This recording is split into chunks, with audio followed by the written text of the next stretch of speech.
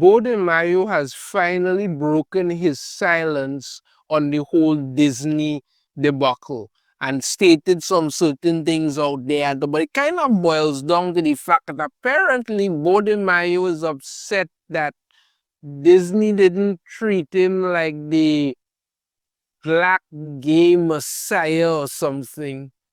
I don't know. Apparently, he didn't get the memo that Disney might not be a very nice company. But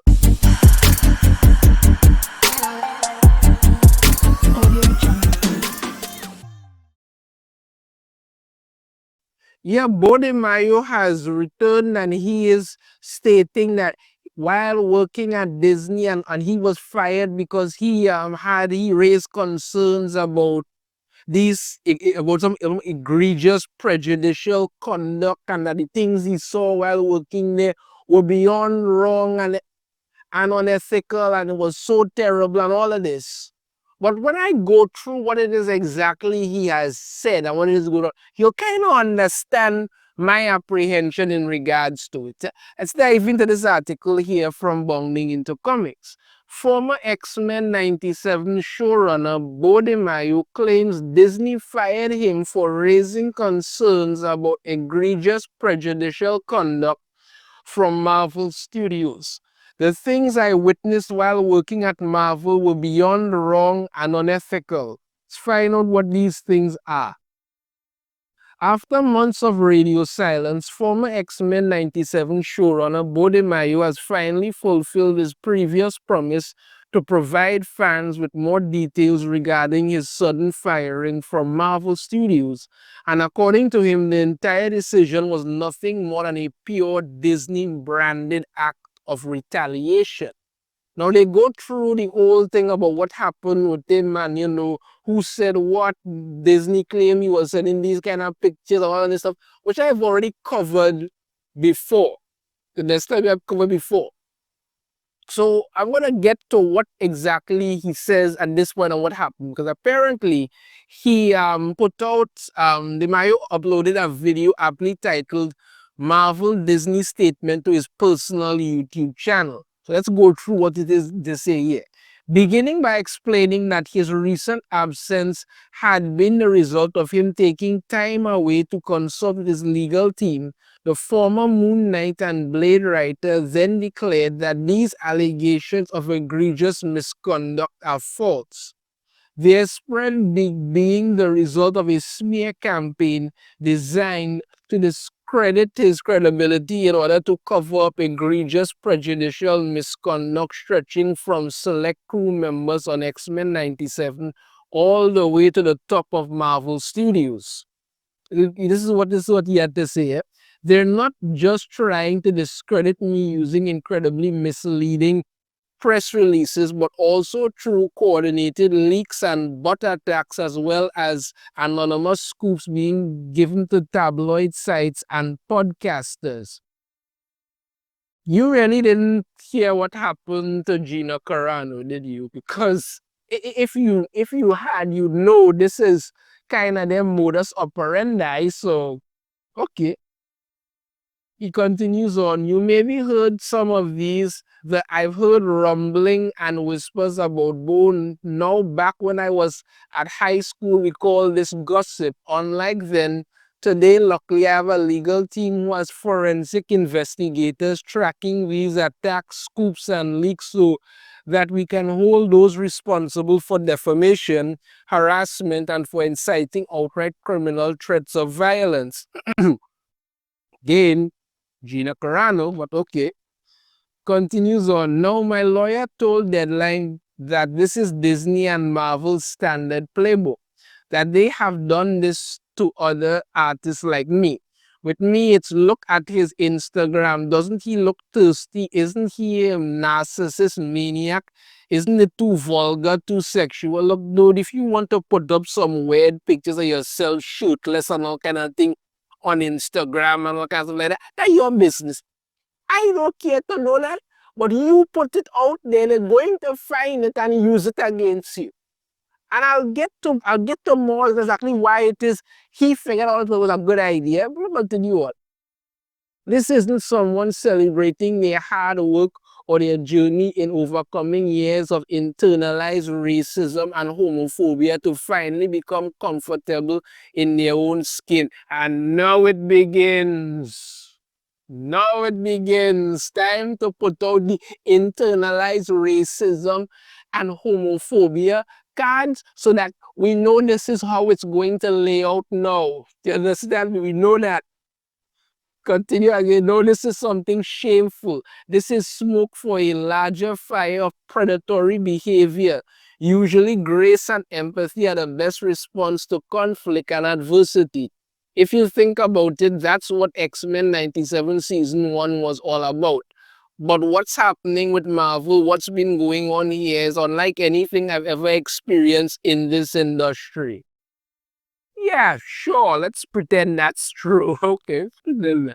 Following a brief venting of his general feelings of frustration and exhaustion towards the entire situation, the showrunner then moved to recall the history of his issues with Disney, which purportedly had their roots planted on the day he joined Marvel Studios. Now, listen to this very carefully. You need to hear this part exactly. It covers what I'm talking about here.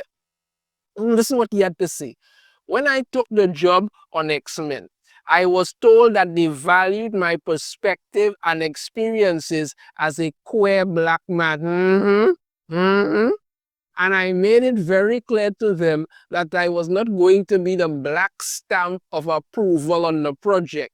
So it was agreed that due to the themes of the X-Men, as well as my experience and the just general excitement around my pitch, that I would supervise all areas and stages of production. Now, with this, I assumed the studio would protect me from those who maybe harbor biases against having someone who looks, speaks, and dresses and thinks like me as their creative leader and boss. Now, this is what I'm talking about. You start off here saying that, when I took the job, they told me that they valued my perspective and experiences as a queer black man. You were a diversity hire. That's what you were. I'm not saying that, I was saying that, Beau DeMayo doesn't have the right to talk about that. Yes, but once they put that in there, you are a diversity hire. That is why they hired you. They hired you for that because they were going on there painting it out and everybody, Beau DeMayo is here. We really value his idea, his whole perspective as a queer black man. That's what you were. And he apparently had this idea in his mind that, he was going to be someone who be queer, supposed to be the new queer black messiah or some kind of thing like that. He's talking about um, you know, um, how you assumed that the studio would protect me from those who maybe harbor biases against having someone who looks, speaks, dresses, and thinks like me as their creative leader. And what the hell does that have to do with anything? If you are going in there to do a job, you understand me? It should not matter how you look, how you act, how you think of that. If anybody harbor any biases against you, once they get to know you, get to know what you're doing, and that you can work together. This is how teamwork works. Not everybody's going to like and love you just out the door. But once you show that you're capable of doing that, okay. But no, you already start about the queer black man nonsense and then talk about how, you know what? I assume that the studio would protect me or another. Why? You are telling everybody here that, you are a diversity hire. You knew you were a diversity hire and you were prepared to ride that diversity hire horse right down the road. Don't pretend like you didn't know what you were getting into, buddy. You knew exactly what you were getting into. Come on. We're not stupid. You knew what you were getting into.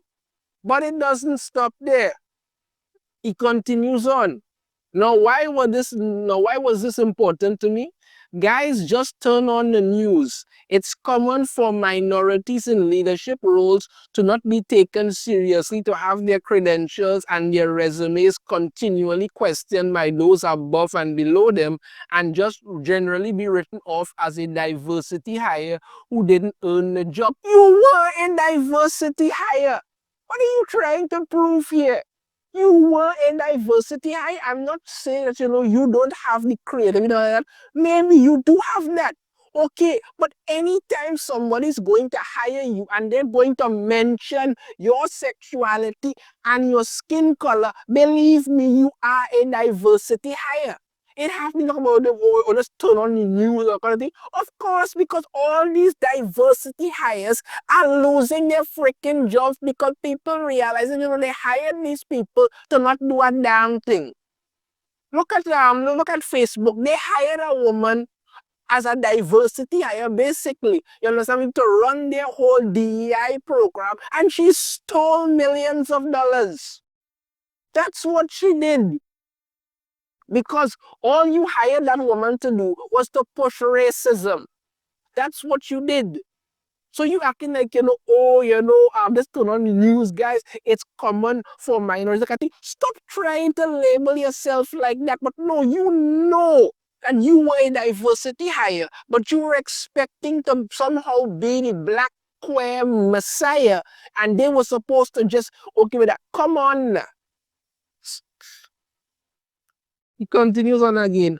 I thought Marvel would have my back against this stuff. Instead, the studio looked the other way as my identity was weaponized by Marvel execs and Flick crew members to undermine me. Create a humiliating environment where people felt emboldened to use the same dog whistling stereotypes favored by bigots for decades. He's big, he's intimidating, too opinionated, angry, emotional, flamboyant, dramatic, a pervert. Look, as I say, it got to be pervert. You want to put out your Instagram pictures with your shirt off and all kind of that, you look for where you get there. You understand me? As for this, it's about, oh, he's too big, he's intimidating, like I say, you're a big guy with muscles. People are going to think that. That's just common nature. People are going to think those things. But again, once they see you work and what they do, they could work with it. But no, you went in there as a diversity hire, expecting Disney to somehow put a halo around you to protect you from everything. Come on, now, dude. You're not a child. When I called these things out, they pivoted to attacking my talent, accusing me of being too much of a fanboy. They openly resented me fighting for the fans, fighting for the comics. They accused me of playing karaoke with those comics, and repeatedly I was told by these individuals that we should be doing our own version of X-Men, writing new stories and not adapting those written by old white men, by which I could only assume they were referring to individuals like Stan Lee and Chris Claremont. Now, if you want to tell original X-Men stories, you can tell original X-Men stories once you have competent writers and you focus on the fact that, there is history to these characters that you need to work with. You can do that. But when you decide, you know what? We just went and take the name, slap anything onto it, and implement it. That is basically like, you say, you know what? The Bible was written so long ago, who cares about it? Let's just put it out like this. Noah and his ark. Noah actually had a podcast on that ark, and the animals could speak, and he would come and they would be out there talking to the people who were drowning, but still listening to their phone. And come on, it makes no sense. It makes no sense. You have something that is established. You work with that. You work with that. You understand me? Once you are doing X-Men, what you're doing X-Men 97, and it's following up the X-Men animated series, you have to follow that path. If you want to do your own thing, you can do your own originals and original ideas. They did it with X-Men Evolution. I shouldn't say it was totally original, but there were tweaks here and there. So you can do that, but you have to stay with the core of what makes these characters what they are. And the fact that, he was one fighting when I wasn't listening, yeah, that's kind of what Disney does all the time. You knew that. My response to this was to try to calmly outline that fans didn't want to see our version of the X-Men. They, like me, want to see the characters that they have loved for decades faithfully adapted on screen. Now, in return, these individuals would then attempt to sabotage me on my job, painting me as an abusive when I declined to take wholesale changes to characters, when I declined to have Jubilee fire plasmoids from her mouth or make gang signs or paint the sky with plasmoids in the shape of middle fingers. Look, again, as I say, you knew what you were getting into with these people. You knew it. Disney has a reputation. All you have to do is look at what they have done. Look at their track record of the things they have done. Doing this to Jubilee, having a fire plasma makes no sense. But this is what Disney does. And again, as I say, don't pretend you did not know that you were a diversity hire. They hired you so they could use you as a symbol to wave, because what they want is to have the X-Men be an allegory for gay and trans and all kind of stuff. That's what they want. That is what Disney wants. So don't pretend like you didn't know this going in. If you had wanted that, you should have made it very clear when you were getting this, that, you know, these are these things that you need to stipulate in here. Get your lawyer, get your legal team to look it over and say, listen, this needs to be done. And anytime that they refuse to do that, walk away, but you get your good money and you go. That is what you needed to do. But no, you went in there expecting them to raise you up as the black queer messiah and fall on this every word that you say, because you are diversity hire. Come on now, man. You're not fooling people. Continues on. What was worse and what really just hurts was, as I fought for what I felt that fans and audiences want, I was then being painted as being uncollaborative, too difficult, too much of a fanboy, and one executive's favorite phrase to fire at me: Beau, you need to learn to turn your comic book collector brain off. They chose to treat me as a child that needed to be scolded, even as I was drawing upon 40 plus years of dealing with ignorance just like theirs, having survived traumas that they cannot even begin to imagine, never mind understand or appreciate. Again, as I say, you knew what you were getting into with these people, because make no mistake, look at what happened with the MCU. You understand me? Kevin Feige and the others went out and actually hired a producer who came out and admitted he would hire people who have no connection whatsoever to comic books. He would actually tell people, don't read the comic books, don't do anything like that at all. Make your own thing, just slap the name on it and be good with that. And only when they started to lose millions upon billions of dollars, then did you decide to get rid of that person. These people have no care for anything. They view this as a business and they don't care for your input. But again, you're whining because you thought they should have just fallen on everything that you say. You want to say, well, 40% of dealing with ignorance just like this, having survived from it. I don't know what you've survived, dude. I don't. But we've all had problems. Maybe you have had a lot more. I'm not trying to discredit anything that you have been through.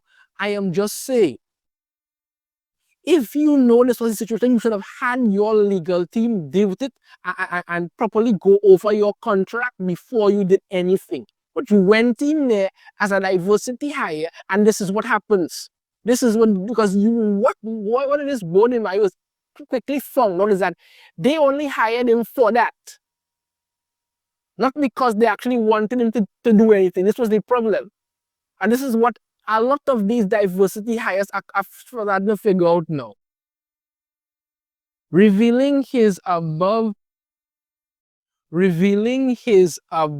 insight to me, just a preamble to his actual response. He explained to his viewers that he would next try to break it down as simply as he can while playing within the parameters of some NDAs that his lawyers and I are still working out. Right. I think the simplest way to put it is that the things I witnessed while working at Marvel were beyond wrong and unethical. It is wrong for a crew producer who repeatedly white-splains to his boss to respond to his boss' concerns on January 9th of this year. This has jack to do with me being white.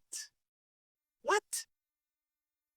It is wrong for that same producer to repeatedly joke to the crew about how he showed my thirst traps on Instagram to his underage son, and his kid is wondering, do they need to buy me shirts for Christmas? Like I said, if you keep putting that crap up online, you deal with your own problems there, Prit. Understand? You had no business putting that out there. You decided to do it. You got to deal with the consequences of that. It is wrong for this same producer when I notify them that one of our leads is having a potentially exploitative sexual relationship with a PA, for this producer to bury my report and actually go to the individual in question and let them know that I had ratted on them so that they can then work together to discredit me. Well, that's what HR is for, but okay, you, again, you did you, but I can't say anything in regards to that. It is wrong for a Marvel exec to roll her eyes when I raise concerns about being bullied and targeted on account of my identity, to tell me to deal with it because these individuals are amazingly talented. You, again, you were in diversity hire. And you went in there thinking that there was someone going to raise you up as the next black queer Messiah and figured, that was somehow going to be all you need to know. I know you're finding out this is how things actually work here. It is wrong for an artist on the show to repeatedly denounce all men as jerks, and to accuse me of failing the cause because I'm keeping a jerk like Cyclops as a leader of the team. Yeah, what happens when you work among woke people? You end up hearing their woke ideas and their woke ideologies. Shocker. It is wrong to question my intelligence because my muscles don't make me look like a writer, or to talk about how I am thick with two C's. Again, when you work around woke people who figure everybody should look like them, miserable, lacking daylight, no, lacking exposure to daylight, anything like that, this is what you get. It is wrong for Marvel leadership to pat themselves on the back while giving me notes on a Blade script. A table of white men, listen to this, laughing as they tell me, hey, look at us. We hired a young Wesley Snipes to write the new Blade movie. And one of the reasons I want to do this video is so that you can see that Wesley Snipes and I look nothing alike. Again, you were in diversity hire. You were expecting to be lifted up, and no, you're complaining because this is what actually happens in the real world. Yeah, okay. And it is wrong when I suggest this past February that we reach out to RuPaul's Drag Race to find a way to promote with a beloved queer franchise on that show, to be told by Marvel that they wouldn't want to alienate certain audiences. But I would freaking well feel alienated. I don't want anything to do with RuPaul's Drag Race having anything to do with the X-Men. It is wrong for their publicity department to list homosexuality as a hot button issue to avoid alongside school shootings, the Gaza conflict, and abortion. Tell the stories that you want to tell. Stop trying to push all of this in there.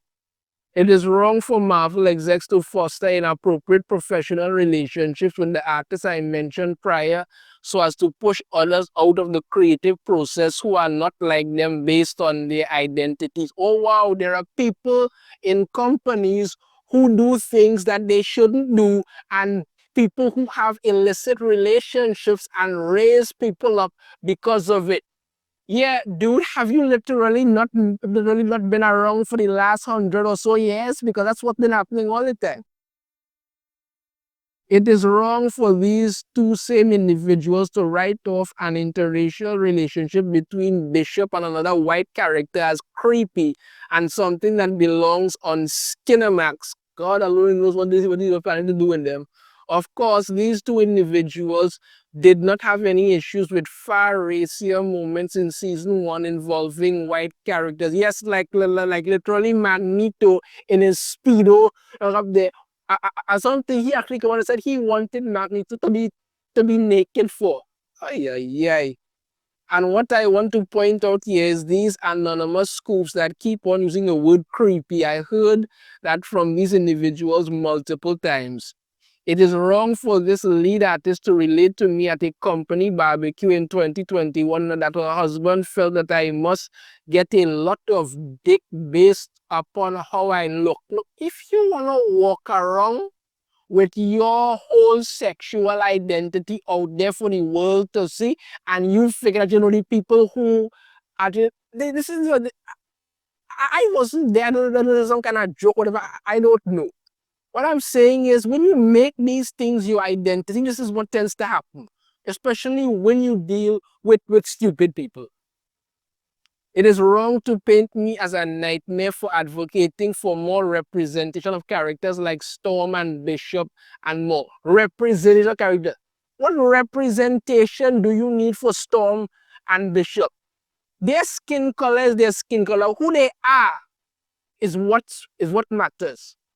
This is why they keep ruining Storm in comics now, because she can't just be Storm anymore. No, she has to be the all-powerful black wind riding goddess of Marvel slash wielder of Mjolnir slash cosmic godly, all kind of nonsense. And if you want to know why they're coming at me so hard, why they're risking basically just lying to you, it is because this is not even a half of it. Ultimately, the last straw for me was when I got to Atlanta to work on Blade and I saw others being treated like me, being told that someone needed to crack the whip around here, crack the whip in Atlanta, Georgia, at Tyler Perry Studios, which were formerly barracks during the Civil War. Oh, Jesus Christ, come on now, man. Because someone make us crack the whip. Oh, oh, it's Atlanta. This sort of you weren't even alive during slavery. So acting like everything people say is some reference to that. Now, come on. Now, this, after witnessing this and far worse in the incidences that I am not yet prepared to talk about on Blade, I relayed my concerns to Marvel on September 6, 2022, hoping to work with them to do better, urging them to reflect on the biases that we all have. In return, I was removed from the project in the middle of moving to Atlanta for production, and then had my role on season 2 of X-Men 97 aggressively marginalized despite the integrity of my work in season 1. So basically, you were hired as a diversity hire, which is something you've already stated here. You understand me? And because you said something, they got rid of you. Yeah, maybe you shouldn't have been hired as a diversity hire, but whatever.